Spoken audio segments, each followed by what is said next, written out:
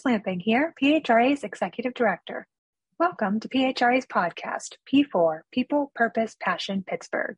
P4 is brought to you by our members and sponsors, Lattice and the University of Pittsburgh, Executive MBA programs, and the Center for Executive Education. We appreciate their support, and we'll hear from them throughout the podcast, beginning with the University of Pittsburgh Executive MBA programs and Center for Executive Education.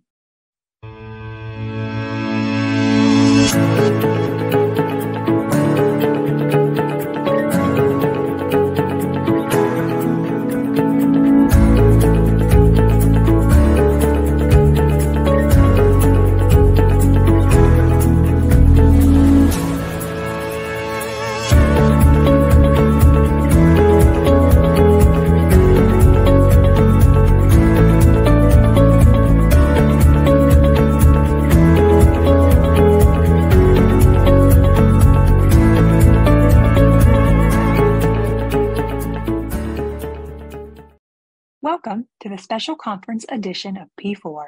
In this episode, Pete Schramm, P4 host, and John Bernatovicz, one of PHRA's featured keynotes, will discuss how to be amazingly awesome and execute the function of HR like a boss. Great power comes great responsibility. This is something that we heard in the movie Spider-Man. And today we're going to take a little bit of an HR spin on this. And we're here with John to learn a lot more about what is HR and how'd you get in front of us on the speaking stage coming up for this conference at the end of September of 2022. So John, excited to dig in with you and learn more about your story and why you think HR is so awesome. Pete, so excited to be here. Cannot wait for the conference. Super excited to share my perspective on what it takes to do HR in a completely different way. And I look forward to all your questions. Have at it. I'm ready for you. Yeah, that's cool. Let's go. So, John, where are you from, and where'd you grow up, and how did you stumble into HR? I'm originally from a small town called Doylestown, Ohio. I know there's a Doylestown, PA as well, and grew up there until I was in 8th grade. Real quick, funny family stories. We moved into a community called Bath, Ohio. That's actually where LeBron James lived for a period of time when he was in Cleveland.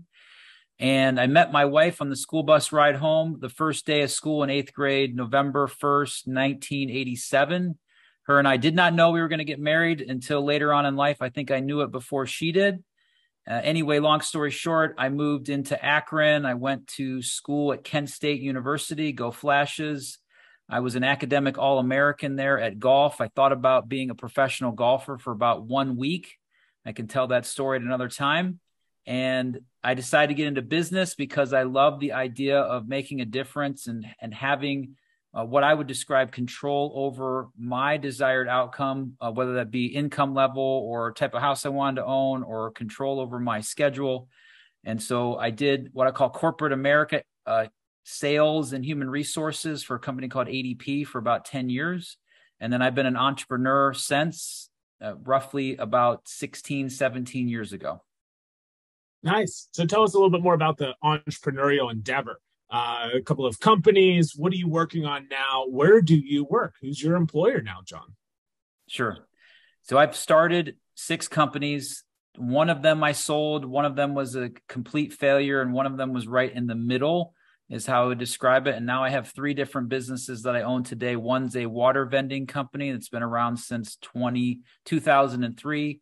I also own a fractional sales management business, which we help small employers drive top-line sales through high degree and high quality sales leadership that usually small businesses can't afford. But the primary reason I'm on today's podcast and speaking at PHRA is that I own a business called Willery. Willery is a staffing and consulting company, which is focused just in the HR and payroll space. And we do 3 primary things. We do search on HR and payroll positions. We do staff augmentation, temporary, fractional, whatever you want to call it. Again, all HR and payroll. And then our consulting practice has a very distinct and unique niche in the HR tech space. So we do a lot of optimization, implementation, and vendor selection support of clients' HR technology needs and desires. Nice. There's so many more questions I have with that. We'll come back to those later on or at another time. Let's see. You've been in HR. You've seen it at the big level, at the small level. Been involved in PHRA. many different capacities. So you've seen good HR, you've seen bad HR. Let's talk about really, really, really, really good HR and maybe even amazingly awesome HR. What's that mean? Yeah, so I've written a book. The reason why Liz asked me to be one of the keynotes here at PHRA is that my book, HR Like a Boss, to me is defined by doing something amazingly awesome. I did in my research, check out all the different variations of definition of like a boss in the Urban Dictionary, and that was an entertaining hour of my life. The one that I landed on, centered on, was amazingly awesome. And I thought to myself, if you had a chance to describe someone that's in human resources as doing it like a boss, that means they're a standout. They're doing it. They're the top of their class. They're what you might call the greatest of all time. And I look at HR Like a Boss as providing human resources in a way that's different than most every other human resource professional. And the simplest way that I put that to people who ask me is that they're business people first, that have done an exceptional job of connecting their employees to the purpose of their business.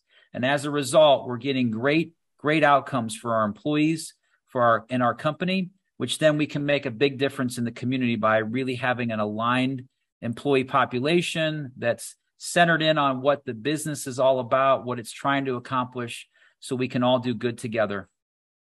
So you're telling me that HR is a little bit more than just managing people and compliance and yelling at folks. Is that right? It's way more than that, Pete. Way more. Yeah, we want to look at. I had a recent conversation with a colleague who was talking about, gosh, it would really be nice when our executive leadership team wouldn't call me when they have when they have a people problem. I want to be involved in the strategic thinking of where we're taking this business, how we're going to leverage our talent, the human resources that we have to be able to make a real meaningful difference in our employees' lives. And at the same time, if we do that by intentionally looking at what does our business do and how do we do it better than everyone else and how do we make a difference in the world, then all of a sudden you can have an employee that says, I'm doing this job every single day. I'm trying to do it the best I possibly can because that's what I have great pride in my work and I want to do that well.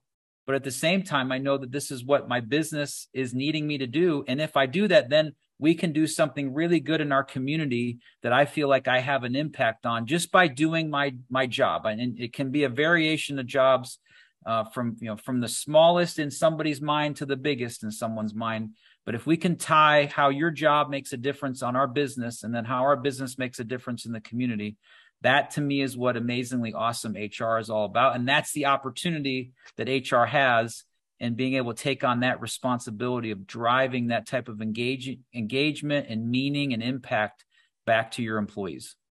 You talked about engagement, okay? And there's a lot of research that's come out. I've read a bunch of different things. Employee engagement, it's great, it's bad, it's terrible. How do I measure it? What all can I do around employee engagement? So as you were working on the book, I understand you were doing a lot of research around this, and Gallup has come out with some reports, even just a couple of weeks or months ago, I think now, around employee engagement. Can you share with us a little bit more around what you took away from that and some insights that the rest of the community can probably benefit from? Yeah, I'm not a math major, but I did love math. And I certainly understand numbers to some extent. And I know that 2/3 is a fair amount of people. And in the Gallup 12 survey, they basically suggest that 2/3 of employees are not engaged at work, which means 1/3 of them are. So just simply do the math when you're sitting in your conference room or on a Zoom call with 30 people. And all of a sudden you got 20 of them that really don't want to be here right now. At my level of and when I'm not engaged, I'm on my phone.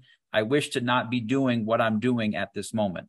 And to me, it's staggering. It's frankly, it's sad in my opinion that people can go to work every single day, work 40 years of their life doing a job that they just aren't engaged at. And I think, again, human resources and that function has a great level of responsibility for understanding what's happening. And an employer needs to look at and say, why are our employees not engaged at work? Is it the work that we're doing? Are we not connecting the dots the right way? Do our managers, are they really bad at their job? Do they not understand how to manage people and to motivate them? And then I think the other thing too, when I think about employee engagement, can't put all that on the employer, because that's not necessarily fair. It's the individual employee that maybe hasn't found something they love to do yet, or they just, I got this degree. I did this because my parents wanted me to get into HR, or they wanted me to be a doctor, and I just don't like doing this. So I'm just here for the paycheck. And then on top of that, from the employee's perspective, I'm just not sure, Pete, that they do a great job of feeling safe to share how they feel about the direction of the company. They think that no one's going to listen to me, or I'm so disconnected from the CEO and the leadership team. I'm just this little person in this small role inside of this business, and no one really seems to care what I think. And I feel like people have been suppressed in that regard for too long. And we in human resources have to provide that conduit for those individuals to share their story, to let us hear their voice, so that we at our leadership team level and executives within companies can understand what your customers, your number one customer is your employee. What are they saying? How engaged are they at work? They're not, according to Gallup. So what can we do about changing that? And they'll give you all the recipes on how to cook that sauce to make sure that they become more engaged at work. As a result, you'll minimize turnover, you'll increase profitability. I mean, the numbers are staggering. Companies with engaged employees that have intentional purpose outperform those that are not by nearly 40%. And it's not rocket science. It's not overly complicated, but the numbers don't lie. And you got to look at it very much specifically within your organization, because there isn't just one formula for improving engagement across all businesses. If that was the case, it would already been done. John, you talked about being disconnected, not safe, not valued, not heard, not enjoying their work, not utilized. There's a lot of not feeding into this 2/3 disengaged. Boil it down to two. What are the two biggest factors that are leading up or feeding into this? People not engaged at work. Yeah. Number one, I would say employers are not listening to their employees. They're just not listening, not providing them with a forum to be able to share with them what they're looking for, to enjoy their job more, to enjoy working with their manager, to connect more with the business. That's number one. The secondary point I would say is employees, and I know I mentioned this before, maybe don't necessarily feel like they have an opportunity to share their feedback with someone that matters, that can do something with it. Sometimes a manager may not be equipped to be a manager. So when an employee comes to share their heart about something that's going on within their job or not connecting with the company, that manager might be afraid, well, if I go tell my boss and all of a sudden this is an indictment on me that I don't know what I'm doing. So they might kind of pigeonhole that feedback into an area that doesn't get somewhere. So we have to, as employers, provide the right forum for our employees to share their voice. Everybody wants to be heard. Everybody wants to have an opportunity to share their opinion. Doesn't mean we're going to change it, but we certainly have to provide a forum for people to get an opportunity to let people know, especially leadership, executives, managers, what they think is going on with the business that's working well and what is not working well, and how do we shift and adjust that accordingly. Yeah, it's so important. If they're not listening, then it's very difficult to say, hey, here's what we're doing, and here's what we'd like to hear from you. And I bet it gets even more difficult whenever we talk about was it 4 or maybe even 5 different generations in the workforce. Listening to me as a 20-year-old is very different than listening to my dad or my peer or my boss's boss, who maybe is 50, 60, 70 years old. What is their background? Some of these things you don't even know. So what's this employee engagement like when it comes to generational differences? And while you're at ADP, I bet you saw the whole gambit, right? So dig in a little bit more around the generations and how this HR solution can't be one size fits all for absolutely everybody. Yeah, this is really complicated. There's no doubt about it. When you're talking about Gen Z up to baby boomer and the things that drive and motivate each one of those, demographic age-wise, certainly don't have time on this podcast to give you all of my insight into that as far as the dynamic of all those different generations people. What I'll say is this, in my opinion, I think as a whole, if we kind of take this general swath across, how do we provide support to these varied generations, is that number one, people want opportunity to shine and to be successful. We all like a winner. We all like when we win. We all like the opportunity to showcase our skills. So having our business, the company we work for, putting ourselves in a position to be successful every single day. So there's got to be an opportunity for that. Secondarily, the best people that I know that succeed in business are ones that are humble and they want to be coached and developed. And in order to have that successful environment, you have to have a culture for it. So there's got to be a level of development. And what I saw most recently in a McKinsey survey is development and what I'll call career pathing were primary, number one drivers for businesses as to why people would stay at a job or quit. They stay because they feel like they have an opportunity to grow. They quit because they don't. And then the last thing I would say, which is the primary reason why I started my own businesses, is that I love autonomy. I love the chance to showcase my own skills and my opportunity to create something from nothing. And if we can do that in a business in every single department and provide our leaders and our line workers and everybody in between an opportunity to provide autonomous work. Now, that doesn't mean they can go off, and if they're a line worker, they can't go off and do something completely off the line, but also, giving them the chance to feel like I have autonomy to think and provide input and to do this job the way that I think it best should be done. So you're giving them the responsibility and making them aware of opportunity to align purpose for each of these individuals, no matter where they came from or where they want to go. It makes sense. I pulled up the McKinsey study on my side over here. 41% of people were quitting their jobs for lack of career development and advancement opportunity. So that's the biggest one. Above the dollars, above the other pieces, it's huge. 41% of people quitting for that reason. 66% of people don't really want to be there. Gosh, how has the kind of hybrid work from anywhere world changed this? So to me, it's interesting. We just had this debate earlier with my staffing team. We're getting almost, not from every candidate, from a large majority of candidates, that they want to work remotely. They want to work remotely, preferably full-time, but they then would look at hybrid as a secondary aspect, preferably.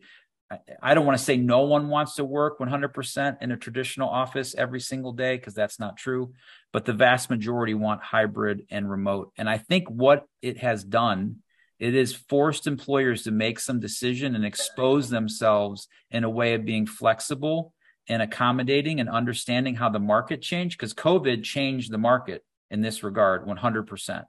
And an employer either reacted and responded accordingly, or they steadfast stood around and said, no, we're not going to do that. That's not how this business has been for 100 years. You got to be in the office. If I don't see you working, that means you're not working.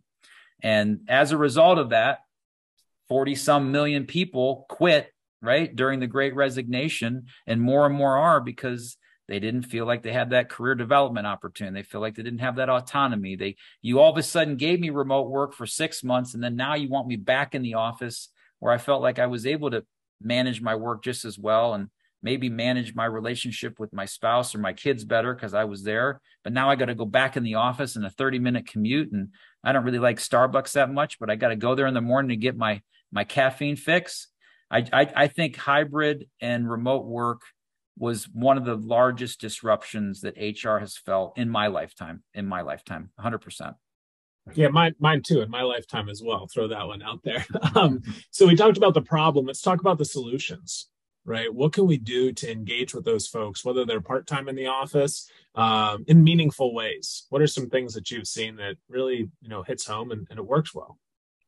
Yeah, I think one of the primary things that you have to do, and I've been asked this question, Pete, a bunch of times, not just because of HR Like a Boss, but I founded Willery back in 2010 as a 100% virtual company. As a matter of fact, I had one person ask me, honest to God, did I know COVID was coming in 2010? Because you were so prepared, you didn't have to switch anybody to a remote work setting. You were already there. And I had to tell the gentleman 3 times, no, I didn't know COVID was coming.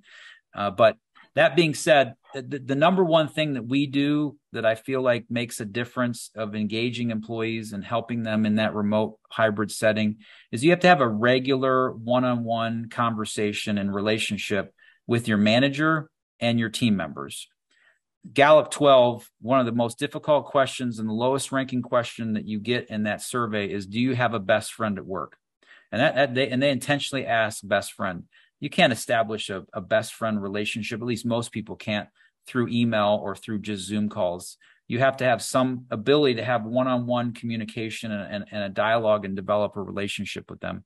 And I think in that state, I feel like that one-on-one needs to be with your manager. So I need to have a regular cadence with my manager so that I can support you as one of my employees, or as the employee that I need to get guidance and counsel and insight from you as my manager. Managers don't do that as a whole. They don't create regular communication one-on-ones with their employees. I don't know why. We do them somewhat, I don't want to say religiously at Willery, but at a minimum once a month. Sometimes we have them once a week, depending upon the role and responsibility.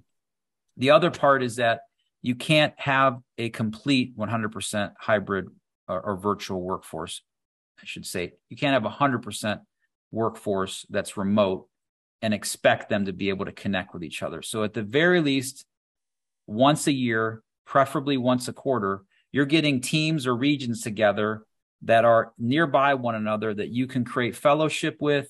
You can break bread, you can share stories, you can show pictures of your kids or your activities or the things you've accomplished in your life so you can connect one-on-one. And that's how we've done it at Willery. We really, I don't want to say struggled is probably too strong of a word, but we had a gap there for about 1.5 years where we didn't meet. And my employees felt it. And we most recently just got together as a group, and it was almost like a high school reunion. It's like all these people hadn't seen each other in so long, and we're supposed to do a meeting during this 4-hour time frame. And people were like, we don't want to meet. We don't want to talk about business. We want to catch up with what Sally's been doing, or, oh my gosh, your hair looks different. Or I don't, what have you been doing the last couple of years? So you have to give people a chance to shake hands, to give each other a hug, to laugh and to cry and to break bread and to share a drink at a minimum once a year, preferably once a quarter. There's so much more that you can gain and observe and experience when you're there in person. Sometimes those nonverbals speak much louder than the verbals actually do. So yeah, amen to that, 100%. So you talked about some of the stories that you might share whenever you're there together in person. I think you have a podcast, right? So something where we can share stories while we're not together in person. What's the podcast all about? Yeah, so I started the podcast kind of by mistake. I started doing interviews for HR Like a Boss, talking with people that I thought did HR in an amazingly awesome way. And we recorded them via Zoom. And probably 3 sessions in, my marketing director called me and said, "Hey, John, you may not know it, but you're doing a podcast right now." I'm like, "What do you mean?" He said, we're going to take that content that you've interviewed the first 3 guests, and I'm going to email them to make sure they're okay with us putting that out there into the world of podcast. And so there was born the HR Like a Boss podcast. And I start every one of my interviews with, what do you define the purpose of human resources? And then my last question we close out on every one of the podcasts is, how would you describe someone that does HR like a boss? And that's where I got the amazingly awesome stuff, most of that content from. We've had almost 60 guests on the show. We'll be opening up season 3 in the fall. So if anyone that's listening wants to be on the podcast, or you know someone that does HR in an amazingly awesome way, you can feel free to email me or find me at the conference. You can also find the podcast, on Spotify and within Apple Podcasts, or if you just Google HR Like a Boss podcast, we'll find you, or you can find us. To put that in the show notes for this, so you'll see if everybody's reading this, we'll have John's book in there. We'll have the link to the podcast and a couple of other resources that we can point to, John, because we want to learn, right? You're a wealth of knowledge and you've shared so much with us here. Let's get into the last 2 questions of this session here today. First one, and these are kind of quick fire responses. The younger John, advice you would give yourself looking back, what would that be? What would you tell your younger self? I got lucky with this answer. I can tell you that. Choose your career incredibly wisely, because you're going to spend an inordinate amount of time doing that job.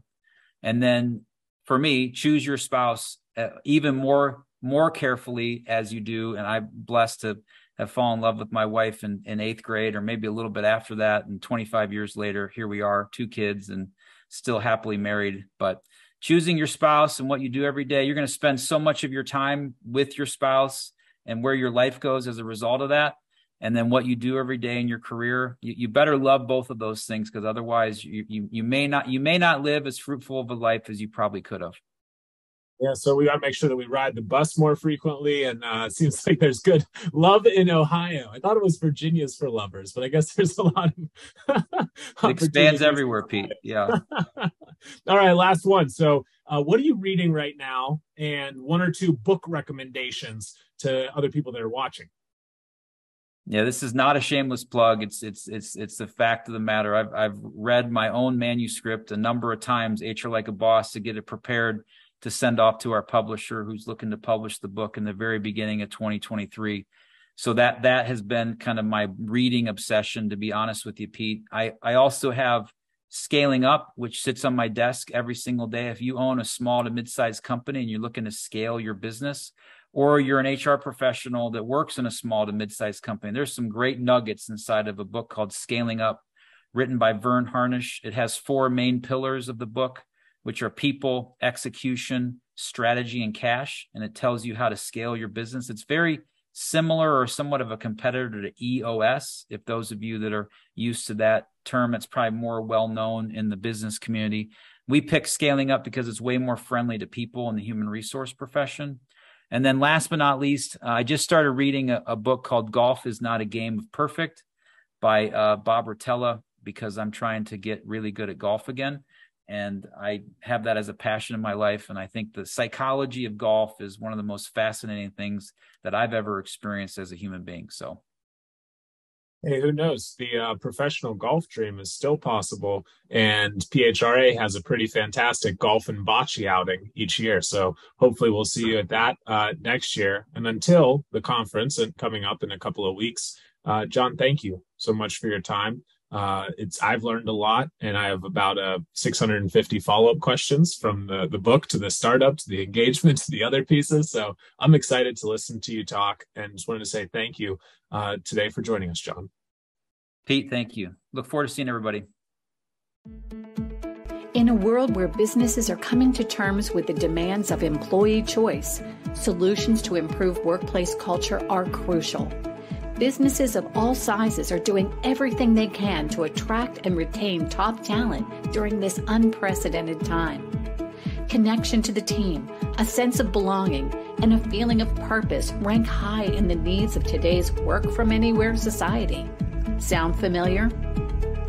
At Lattice, we understand the importance team building and positive employee-employer relationships have on the success of a workplace.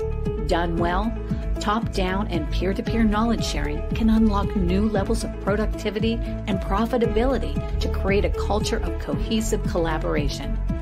Ongoing high-quality connections reduce burnout and mitigate mental health issues, more important now than ever with social isolation on the rise. Lattice is a tool to make internal employee engagement easier and much more impactful for the entire organization. Lattice is a proven, secure workplace solution that is easy to implement for organizations of all sizes. So what are you waiting for? Let's Lattice. The PHRA P4 podcast was created to help build HR leaders through discussions with thought and business leaders on the most critical success factor of any business, its people. If you enjoy an episode, please help us spread the word by subscribing to the podcast and providing us a rating. We would love for you to take a screenshot of the episode, tag PHRA, and share it with your followers.